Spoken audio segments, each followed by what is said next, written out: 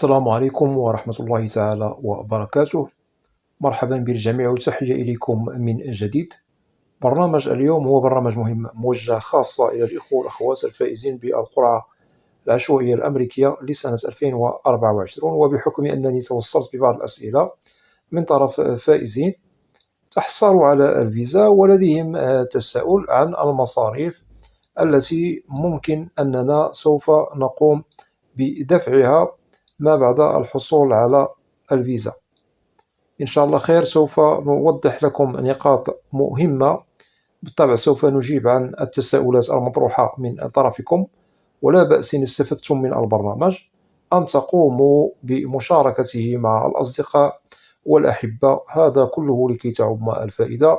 ولا تنسوا أن تشتركوا في القناة. إذا بالنسبة للمصاريف التي تأتي ما بعد الحصول على الفيزا بالنسبة للذين هم فائزون بالقرعة، ومتى ممكن لنا السفر في حالة الحصول على الفيزا، هنا سوف نجيب بالواضح. بالنسبة للمصاريف التي تأتي ما بعد الحصول على الفيزا فيما يتعلق بالفائزين، هنا أولا يجب الاستعداد بنظام للتجهيز لمشوار السفر لأمريكا، لأنه المشوار طويل وكل منكم له وجهة إلى ولاية باسمها. منكم من سوف يسافر في أول وهلة إلى ولاية بعيدة عن بلده تتطلب منه مصاريف مهمة لحجز تذكرة الطائرة. نقصد هنا أنه هناك فرق في المسافات ما بين بلد الحاصل على الفيزا أي المعني بالقرعة. سأضعكم في الصورة وأوضح لكم مثالا. مثلا شخص مسافر من المغرب إلى الولايات المتحدة ووجهته ولاية نيويورك، بالنسبة للتذكرة تتطلب منه مبلغا أقل من حجز تذكرة من المغرب إلى ولاية تكساس. كلما وجدنا بلد المعني بالأمر والسفر بعيدة عن ولاية بالولايات المتحدة إلا وجدنا بأنه التذكرة ترتفع، أي أن سعرها ليس بالمنخفض. وهناك نقطة مهمة كذلك يجب أن نضعها في الحسبان بالنسبة للمسافر وحده، ليس هو الذي مسافر ومعه الزوجة والأطفال أو الأبناء مثلا. هذا سوف يزيد في مصاريف حجز تذاكر الطيران. وكذلك يجب أن نضع في الحسبان بأنه شركات الطيران تختلف من شركة لأخرى. هناك شركات تتطلب منكم مبلغا باهظا في حالة أردتم حجز تذاكر الطيران عندها، وهناك شركات طيران نجد بأنها لديها تخفيض، وهذا عائد للخدمة المقدمة التي تقدمها للمسافر. كلما كانت الخدمات التي تقدمها شركة الطيران في الرتبة الأولى عند السفر، نجد بأن حجز التذاكر لديها باهظ الثمن.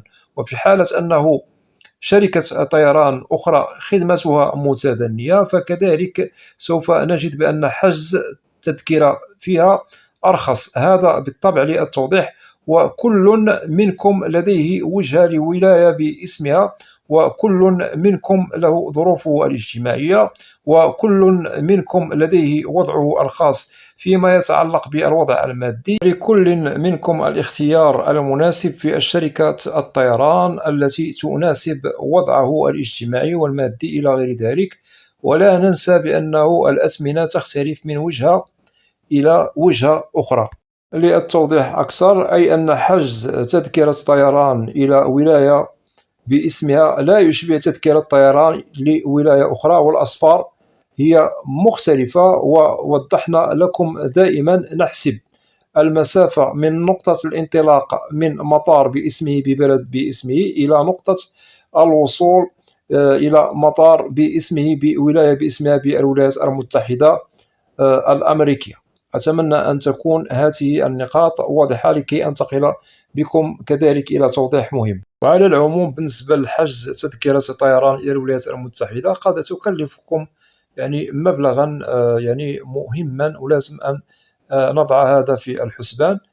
سواء كنت منفردا أو كنت مثلا متزوج أنت والزوجة فقط، مثلا لديك يعني الأبناء أو الأطفال. إذا بالنسبة للشخص المنفرد بالطبع تذكرة الطيران سوف تكلف أقل من السعر الذي سوف يكلف الزوج وزوجته فقط. وبالطبع بالنسبة للمتزوج الذي لديه أبناء، كلما زادت الأفراد سوف نزيد في سعر تذكرة الطيران. أتمنى أن تكون كذلك هذه النقطة واضحة عن مصاريف يعني السفر إلى الولايات المتحدة الأمريكية، وهذا يتعلق بحجز تذكرة طيران من نقطة انطلاقة إلى نقطة وصول بولاية باسمها بالولايات المتحدة. ننتقل كذلك إلى نقطة مهمة، وهي يجب على كل من هو مقبل على الهجرة إلى أمريكا أن يقوم بهذا الإجراء. بالطبع عندما نتحصل على الفيزا ممكن لكم أن تقوموا بأداء رسوم الجرين كارد أو ما يسمى بالبطاقة الخضراء، وهذا في حالة أنه يسمح لكم وضعكم يعني المادي أن تقوموا بأدائها في بلدكم الأم عبر الموقع التابع للهجرة الأمريكي. وبالطبع بالنسبة للرسوم يعني الجرين كارد هو $220 أمريكي، وفي حالة أنه لم تستطيعوا دفعها قبل السفر إلى أمريكا ممكن دفعها بعد الدخول إلى الولايات المتحدة، ليس بالمشكل، وقانون الهجرة الأمريكي يخول لكم هذا. وللتوضيح، دفعها قبل السفر إلى أمريكا فيه خدمة مهمة لكم سوف تستفيدون منها عند دخولكم إلى الولايات المتحدة، وهو أنكم ممكن أن تستلموا الجرين كارد في وقت وجيز، رغم أنه سوف تجد الاختلاف في المدة المنتظرة لتسلم فيها الجرين كارد من ولاية إلى ولاية أخرى، وهذا على حسب خدمات الهجرة المقدمة في كل ولاية باسمها، والتي تقدم خدمة تسليم الجرين كارد للمهاجرين الجدد. أما في حالة أنه قمتم بأدائها في أمريكا أي داخل الولايات المتحدة فممكن بعض التأخير لاستلامها، ولكم واسع النظر في أداء رسوم الجرين كارد سواء قبل السفر إلى أمريكا أو بعد السفر أي عند الدخول إلى الولايات المتحدة الأمريكية. والرسوم وضحناها لكم، والتي تتعلق بأداء واجب وما يسمى برسوم على الجرين كارد، والمبلغ وضحناه وهو $220 أمريكي. ننتقل إلى إجراء مهم لازم أن تشتغلوا عليه كذلك بضوابط.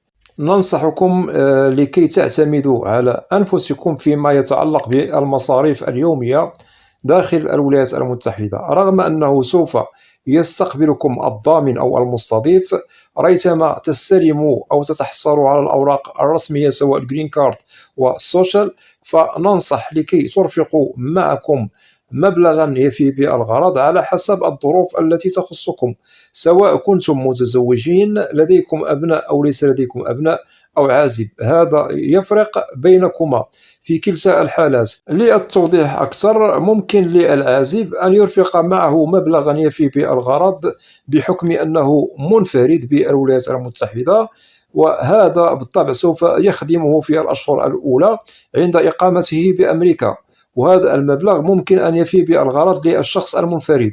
أما بالنسبة للذي هو متزوج ومثلا معه زوجته فالمبلغ الذي يرفقه معه هو فوق من المبلغ الذي يرفقه معه العازب.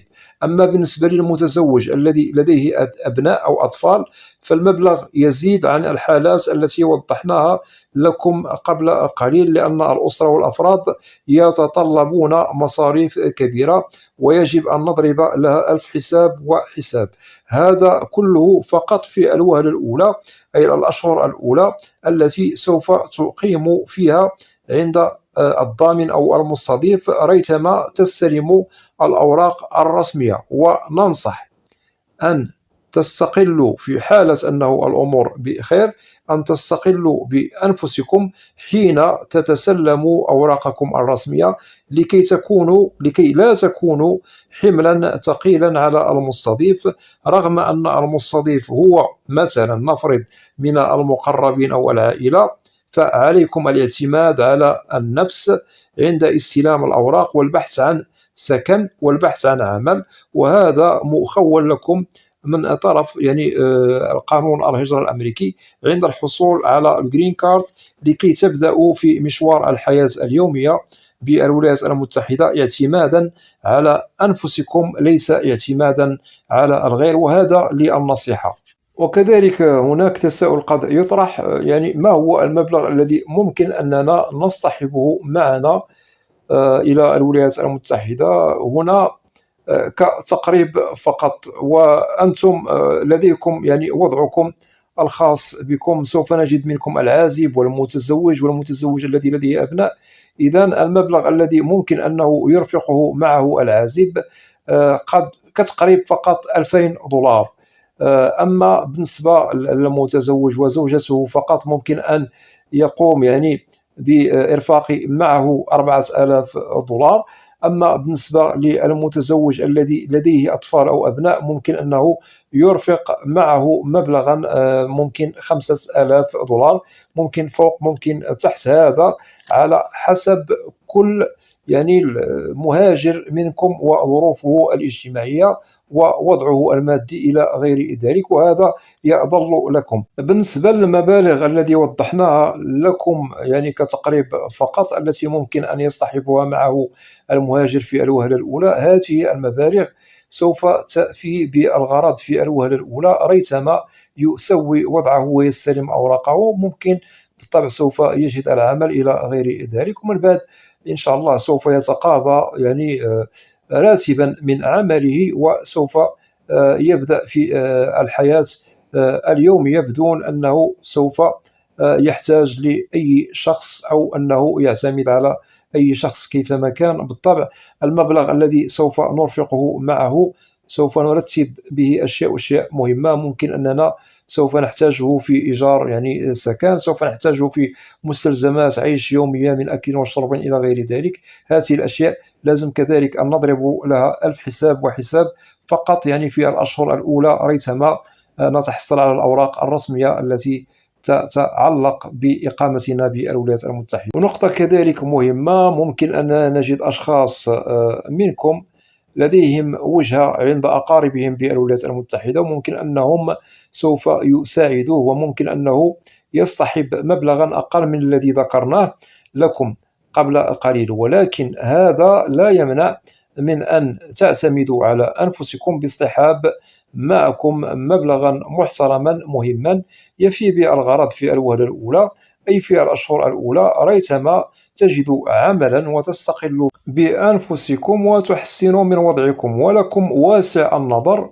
وهذا للنصيحة فقط، ولكي تجدوا أنفسكم إن شاء الله مستقبلا عند دخولكم إلى الولايات المتحدة في أريحية، بدون يعني مشاكل، بدون يعني أنكم تحتاجون لشخص فيما يخص يعني الموارد المالية والتي تتعلق بالعيش اليومي. والعيش اليومي سوف نجد فيه أشياء وأشياء مهمة سوف تحتاجونها في الأشهر الأولى عند دخولكم إلى الولايات المتحدة. إذن بعدما وضحنا لكم المصاريف التي سوف تأتي ما بعد الحصول على الفيزا، إن شاء الله سوف نوضح لكم قريبا الإجراءات المهمة التي ممكن أن تشتغلوا عليها عند الحصول على الأوراق الرسمية سواء الجرين كارد والسوشيال داخل الولايات المتحدة. وأتمنى أن تكونوا إن شاء الله في الموعد، وفي حالة أنه لديكم أسئلة تتعلق ببرنامج اليوم أو أي برنامج في القناة فلا بأس أن تقوموا بوضع تعاليق عبر القناة، وسوف تجدوا الإجابة عبر البرنامج المعروف بالقناة برنامج أسئلة وأجوبة، لأنني لا أستثني منكم أحدا. وأتمنى من الإخوة والأخوات الذين لا زالوا لم يشتركوا في القناة أدعوكم للاشتراك في القناة وتفعيل زر الجرس ليصل إليكم كل جديد، ولا تنسوا أن تدعمونا دائما باللايك لكي نصل إلى أكبر نسبة من المشاهدة. وبالنسبة للقناة محتواها كامل وشامل عن الهجرة والمهاجر إلى الولايات المتحدة الأمريكية بشكل عام وكتعريف. ومرحب بكم جميعا في القناة، وتشكر جزيل الشكر على تواضعكم وعلى التعاليق المحترمة من طرفكم. مرحب بكم جميعا بأسمائكم، وإلى لقاء قريب بإذن الله، والسلام عليكم ورحمة الله تعالى وبركاته.